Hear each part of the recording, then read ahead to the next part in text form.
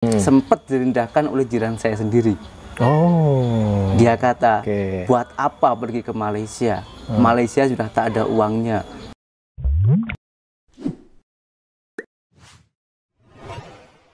Assalamualaikum. Saya lagi bersama Pak Tamaji, melanjutkan series di Kota Blitar.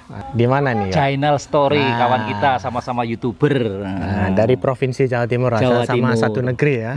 Jadi kali ini saya diajak Pak Tamaji untuk silaturahmi, nama pertemanan. Tambah saudara. Betul. Saya diantar ke sini untuk bertemu dengan Mas Channel Zainal Story. Saya penasaran beliau pulang dari Malaysia ini kenapa gitu, kenapa dan Apa saja apa saja cerita-cerita yang menarik nanti yang kita perlu akan kita tanya. kongsi ya. Betul. Oke. Assalamualaikum. Halo. Waduh, ketemu lagi ya. Sehat. Ini nih. Salam kenal Mas. Terima kasih sudah mau jumpa dengan saya. Akhirnya kita menambah pertemanan satu lagi.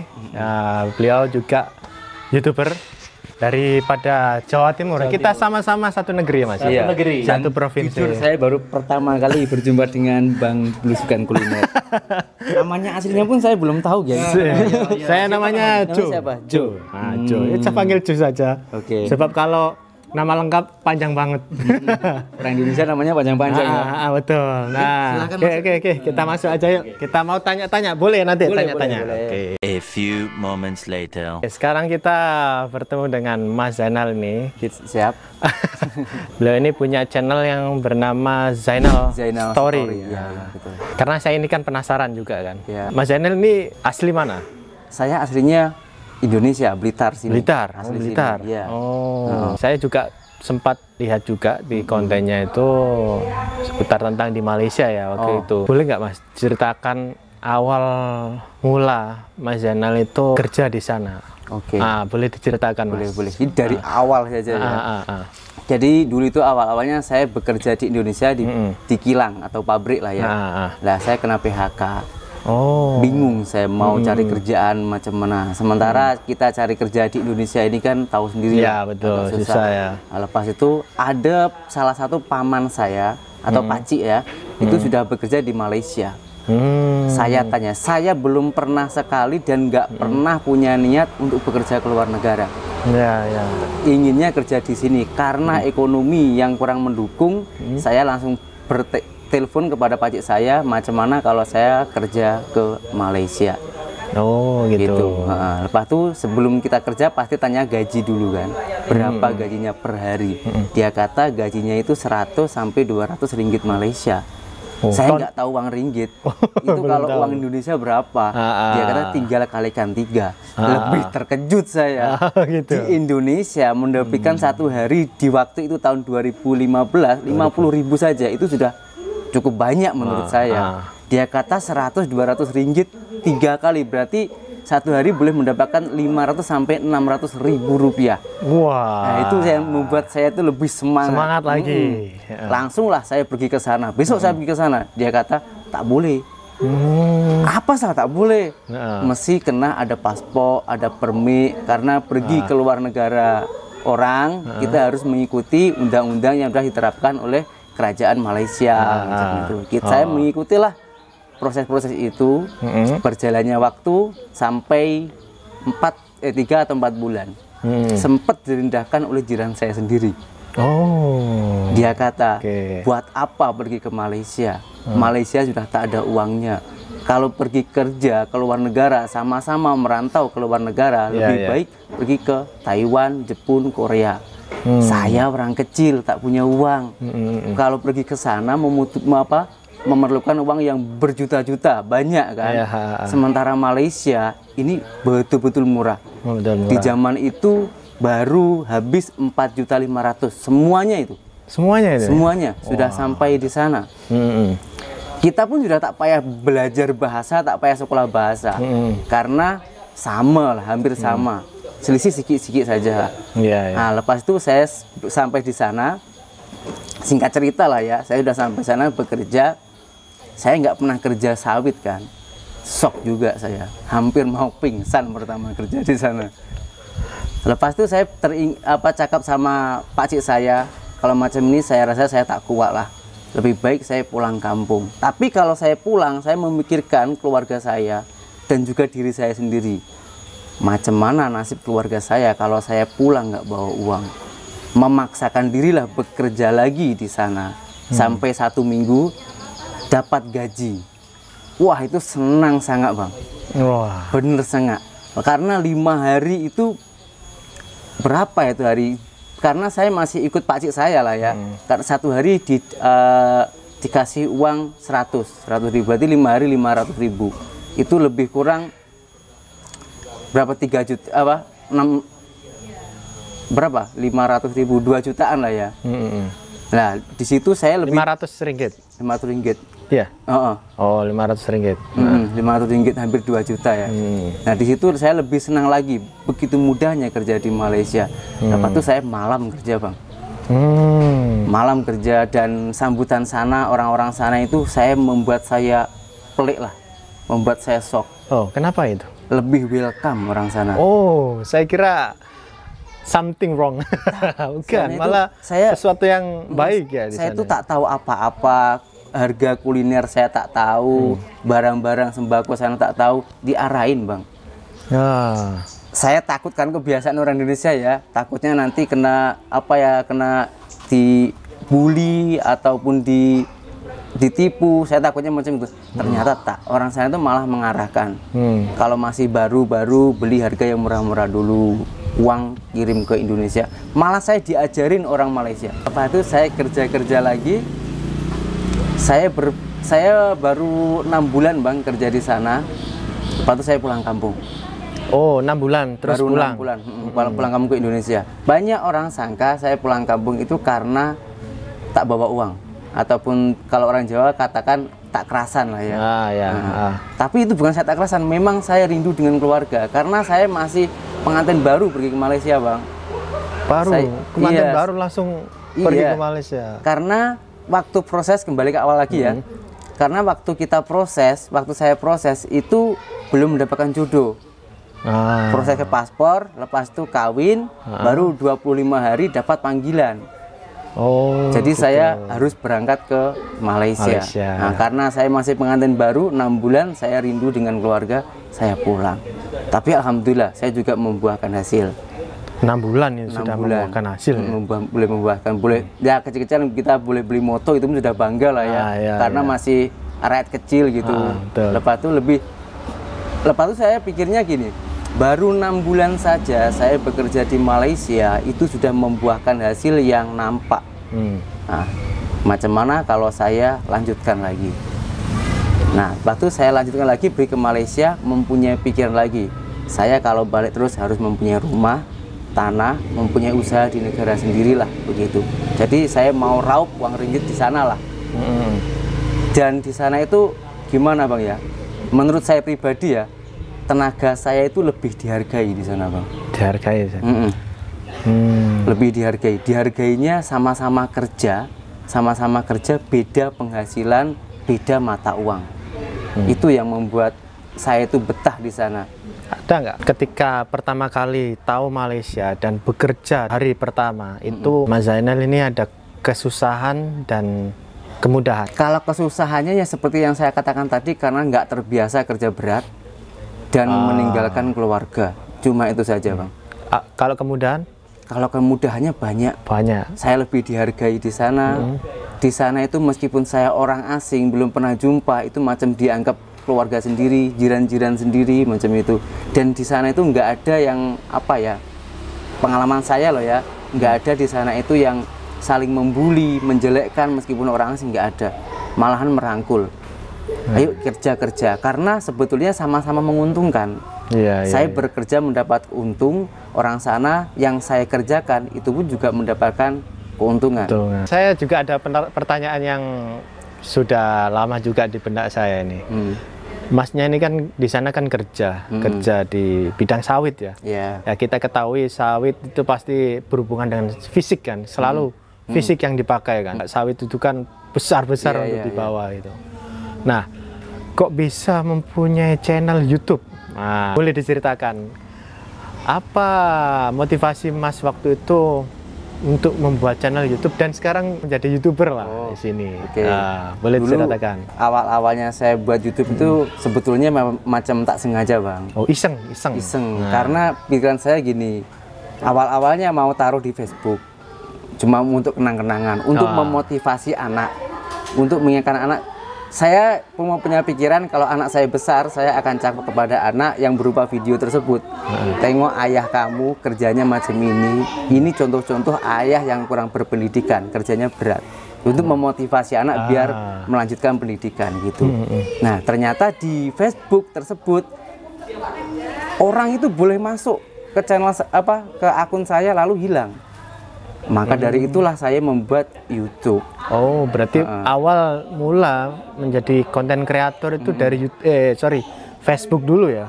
Lepas itu baru geser ke YouTube. Iya. Wow. Karena Facebook itu saya hilang kan itu akunnya ya. Kalau YouTube saya rasa lebih kuat. Nah, dari situ nggak ada yang tengok, Bang. Waktu itu belum ada yang tengok, satu pun nggak ada.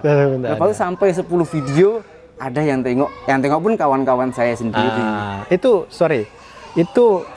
video yang streaming atau video yang upload video panjang? Video upload, bukan live ya? Saya nggak tahu live. Oh, nggak live waktu itu, belum tahu live. Belum tahu. Pokoknya buat upload gitu aja. Nggak tahu thumbnail dan apa-apa nggak tahu. Yang penting buat upload, intinya untuk iseng dan kenang-kenangan gitulah. Selama saya bekerja di Malaysia. Singkat cerita, saya itu ceritanya sama Pak Cik saya membawa saya masuk ke Malaysia itu. Beliau itu merawat kawannya yang sedang sakit lumpuh. Orang Indonesia juga. Orang Indonesia. Dia orang sudah punya IC merah. Oh, udah lama di situ. Udah lama di sana. Udah lama sangat. Nah, dia lumpuh, saya kasihan kepada Pak Cik saya sendiri. Pak Cik saya itu juga mempunyai keluarga. Otomatis bekerja di sana juga untuk menghidupi keluarganya. Tetapi ketambah beban lagi orang yang lumpuh tadi.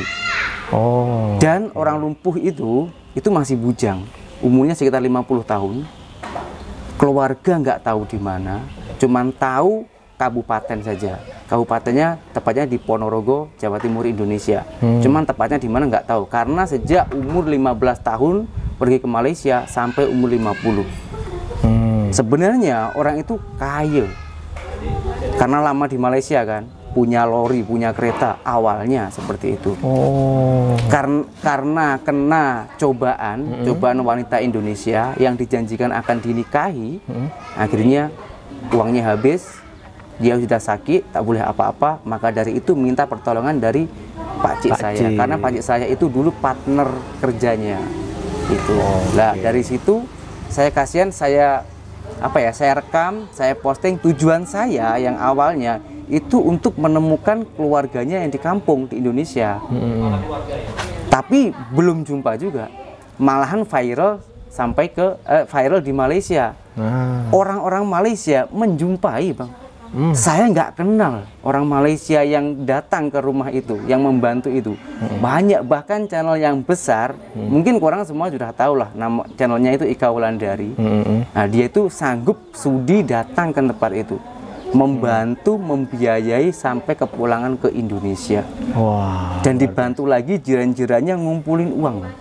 Ngumpulin uang, ya meskipun cuma 200 ringgit, 300 ringgit, macam itu dikasih kepada Pak Cik itu karena merasa kasihan, lalu dipulangkanlah ke Indonesia. Coba bayangkan, Abang, orang tak kenal, ya kan? Orang tak kenal, baru jumpa pun di media, itu jumpa langsung dibantu, dipulangkan ke Indonesia. Masih ada loh yang ngatain, katanya netizen Indonesia katanya Malaysia rasis. Rasisnya di mana coba? Segitu baiknya di orang Malaysia ini. Itu kerjanya di mana? Waktu di sawit? Tepatnya itu di Pahang. Di Pahang. Tepatnya lagi di Srijaya, kampungnya Srijaya. Srijaya. Di bagian Pahang. Itu ya, memang kita ketahui secara nyata ya, bahwa orang-orang Malaysia mempunyai mungkin semacam budaya yang saling menolong tanpa pandang bulu. Entah kau dari mana, kalau kau sini harus dibantu ya dibantu, tanpa lihat siapa kamu itu. Ya, sampai segitunya ya. Iya, berarti saya ya? yakin orang itu nggak semuanya baik, pasti ada yang kurang baik. Betul. Tapi yang saya ketahui, yang fakta, nah ini yang saya ceritakan tadi itu Bang. Itu bukan saya membaik-baikkan Malaysia, apa salah saya buat channel YouTube, bukan. Ini memang fakta. Real, Iya, pengalaman real. hidup Pengalaman semasa di hidup. Malaysia. Iya betul. Yang nggak akan bisa dilupakan. Iya betul. Itu yang nggak bisa terlupakan sampai kapanpun nggak akan terlupakan. Dan itu masih tertancap dalam pikirannya. Betul. Kerja di Malaysia Mas Zainal ini berapa tahun di sana? Saya kerja di Malaysia itu sejak tahun 2015 sampai tahun 2024. Berapa tahun? Berapa tahun? 8 tahun. 8 tahun. Nah, ini kita ya 8 tahun itu bagi saya ya udah cukup lama kan. Nah, saya mau tanya ini, spill dikit lah. Oke. Hasil dari bekerja di Malaysia ya, selama di Malaysia, pulang ke Indonesia, apa hasilnya nih Mas? Hasilnya itu banyak sebetulnya ya. Banyak ya. Nah, boleh nggak Tapi bukan banyak-banyak sangat lah menurut saya lah ya. Ya, buat motivasi buat teman-teman mungkin yang menonton video ini baik dari Malaysia atau Indonesia. Boleh? Ini rumah yang pertama ini. Rumah ini. Yang pertama buat saya hasil kerja di Malaysia rumah ini. Ya awalnya saya kan moto tadi, tapi yang apa ya? Yang menurut saya ini boleh untuk menginspirasi kawan-kawan kita yang bekerja di Malaysia ya. Kan yang terutama kita mesti mempunyai niatan untuk membuat rumah. Ya saya buat rumah ini.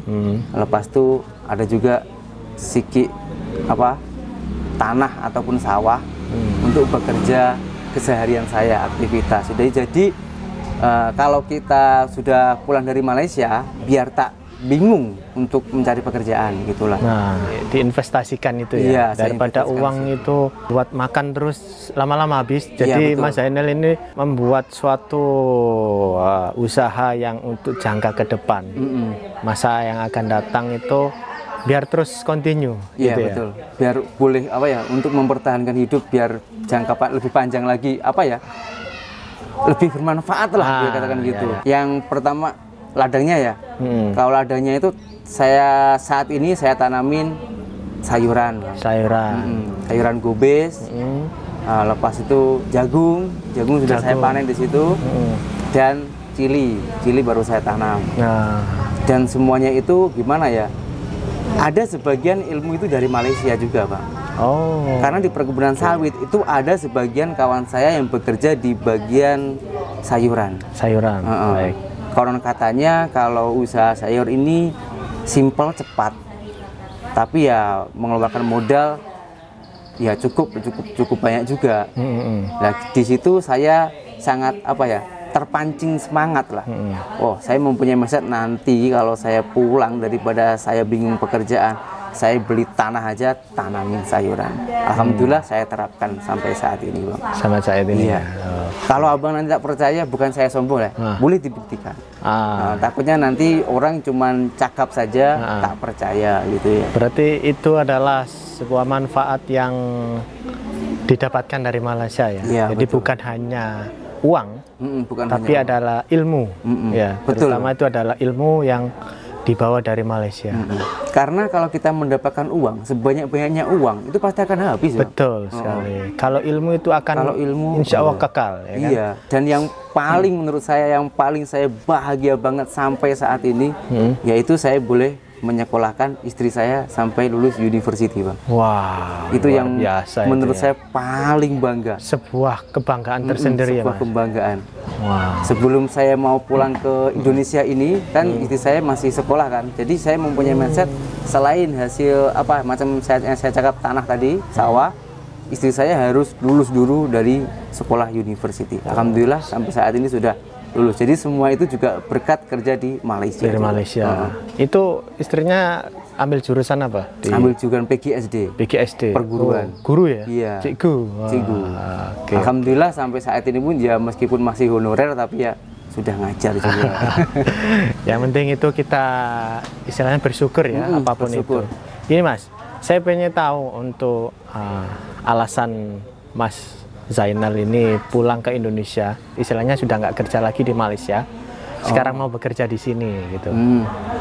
Alasannya sebetulnya ya saya bekerja di Malaysia ini niat saya bukan untuk mencari kerja, Tapi niat saya ini mencari modal. Jadi bila saya mempunyai modal, saya harus pulang ke negara saya sendiri untuk menghidupi keluarga saya. Nah, ini banyak orang yang banyak orang yang pemikirannya itu di Malaysia hanya mencari kerja. Itu menurut saya salah, Bang. Kalau mencari kerja itu nggak ada habisnya sampai seumur hidup. Tapi kalau kita niatnya itu mencari modal, kita setelah kerja pasti mengumpulkan uang, konsisten mengumpulkan uang untuk ke negaranya sendiri. Dan gimana ya, kembali lagi yang saya katakan tadi, itu pun saya mendapat pengalaman itu juga dari orang Malaysia, Bang, betul. Bukan saya terlalu menjunjung, bukan, tapi dia yang mengasih tahu kepada saya, kamu masih muda, kerja yang rajin, jangan main perempuan, jangan main judi, jangan main apa-apa, karena di Malaysia sana kan perjudian ada, Bang. Dan itu disahkan oleh kerajaan Malaysia, tapi khusus untuk non-muslim. Tepatnya di Genting. Iya, itu memang ada. Ada nggak niatan dari Mas Zainal nih untuk kembali lagi ke Malaysia? Rindu nggak di sana itu? Kalau rindunya pasti rindu, Bang. Cuman saat ini saya akan menekuni hasil kerja saya di Malaysia lah. Karena saya suka di bidang peternak dan juga pertanian. Jadi sekarang ini fokus untuk mengembangkan bisnisnya ya di sini. Untuk untuk melanjutkan hidup di Indonesia inilah. Selama Mas Zainal di Malaysia berapa tahun? 8 tahun. Makanan yang paling bikin Mas Zainal rindu itu apa? Roti canai. Roti canai. Langsung roti canai ya. Roti canai dan nasi lemak. Nasi lemak. Karena setiap pagi saya makan itu. Nasi lemak ya. Iya, sarapan. Itu yang membuat rindu ya? Oke. Ini Mas, kita ini dari tadi bicara soal Indonesia dan Malaysia. Nah, untuk Mas Zainal sendiri, apa saran Mas untuk kita semua, bagi orang-orang Indonesia dan Malaysia, agar menghindari konflik-konflik yang ada di media sekarang? Di media ya? Oke. Karena gini loh, Bang ya, ada segelintir-gelintir orang Indonesia yang memang sengaja untuk memecahkan Indonesia-Malaysia, Bang. Yang saya ketahui ya, pribadi ya, yang saya ketahui biasanya orang Indonesia yang bekerja di Malaysia, entah secara ilegal, ada juga yang resmi sebetulnya macam itu. Akan tetapi ketika bekerja di Malaysia itu tak membuahkan hasil, lalu pulang ke Indonesia, dia itu merasa sakit hati. Karena dia diusir, karena dia TKI ilegal ya. Maka dari itulah ada yang membuat memang sengaja untuk memecah belahkan antara Indonesia dan Malaysia. Nah, saya harap untuk para netizen semua, jangan dengar omongan-omongan macam itu, karena itu memang tak sesuai fakta. Sesungguhnya orang Indonesia dan Malaysia ini benar-benar saling merangkul. Gaduh-gaduh itu hanya di media sosial saja. Abang tahu sendirilah ya. Kalau abang pergi ke Malaysia, macam mana tanggapan orang sana? Betul sekali. Mereka merasa kayak kita itu saudaranya gitu. Mereka sangat-sangat merangkul memang. Meskipun belum pernah jumpa, tapi pertama jumpa langsung macam dianggap keluarga sendiri kan. Dan sangat-sangat langsung welcome lah, akrab gitu loh. Dihargai lah kita di sana. Terakhir untuk mungkin dari Masnya untuk bisa bagi motivasi lah untuk kawan-kawan yang ada di Malaysia sekarang, yang sekarang lagi meneruskan hidup, istilahnya berjuang demi keluarga yang ada di Indonesia. Boleh bagi motivasi lah. Saran saya, geng, kalau kerja ke Malaysia, ikutilah undang-undang yang ada. Jangan sampai menjadi TKI yang ilegal, karena itu sangat membahayakan. Selain dibenci oleh orang Malaysia, itu juga merugikan diri kita sendiri. Yang pertama itu. Yang kedua, rajin-rajin dalam bekerja. Ingat, geng, masa depan kamu itu masih panjang, apalagi orang masih muda. Jangan sampai menghambur-hamburkan uang kamu hasil kerja di Malaysia. Hidup ini baru berapa lama sih, geng? Dan apa tujuan kita kalau kita pergi ke Malaysia? Tentunya pasti untuk membahagiakan keluarganya sendiri. Maka dari itu, jimat-jimatlah bekerja dan jimat-jimatlah menyimpan uang, dan rajin-rajinlah bekerja untuk masa depan orang. Jangan terlalu lama kita bekerja ke Malaysia. Kita harus ingat di mana tempat kita lahir, dan kita harus pulang ke tempat tanah air kita yang tercinta. Tapi kita juga harus mempunyai adab dan juga kesopanan apabila kita berada di luar negara. Contoh macam di Malaysia. Oke, sekian terima kasih geng dari saya, itu saja sarannya. Nah, ini sangat luar biasa banget saya bisa bertemu dengan Mas Zainal. Semoga kita bisa membuat video lagi Mas ya. Oke, amin amin. Mungkin kita akan membuat video kuliner ya. Oke, siap. Explore kuliner makanan Malaysia yang ada di sekitar sini saja. Di Indonesia. Oke, terima kasih Mas. Semoga kita bertemu di lain waktu. Oke. Assalamualaikum. Waalaikumsalam.